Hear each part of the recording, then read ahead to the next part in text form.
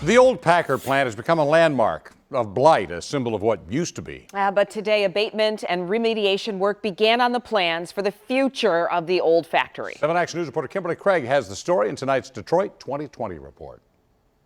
So many people thought it would take a lot of audacity for anyone to think they could do anything of real substance with the old Packard plant here. But a developer from Peru is now putting his vision into action. I've been waiting. And I'd say that at 91 and a half, Skip Gibson has waited long enough to see today. Mr. Gibson once worked at the Packard plant when it was full steam ahead for building luxury cars here on Detroit's east side. I was in the Office of Administrative Services. But after the Packard Motor Car Company closed in the late 50s, the factory's massive property began to deteriorate into ruin. But today, Mr. Gibson met Fernando Palazuelo, who kicked off phase 1 of his rehab and development plan for the old Packard plant.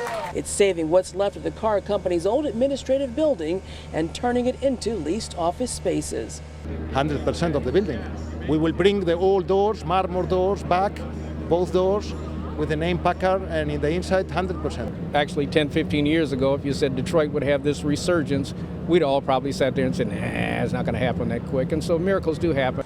And this is something this East Side neighborhood has waited for, because they're not just people coming through taking pictures. This whole area is their community, their home. We are, I say, the forsaken 48211 zip code. But this says that we matter. We not only matter to God, but we matter to this city. The first of 4 phases is expected to cost $16 million and be completed next year. But the overall plan to turn over 2 million square feet into commercial, residential, and recreational space could take up to 10 years. I would like to see it in use, and it looks like it's going to happen. And by late spring, early summer of 2018, the tenants are expected to begin moving into their office spaces. On Detroit's east side, Kimberly Craig, 7 Action News. That's good.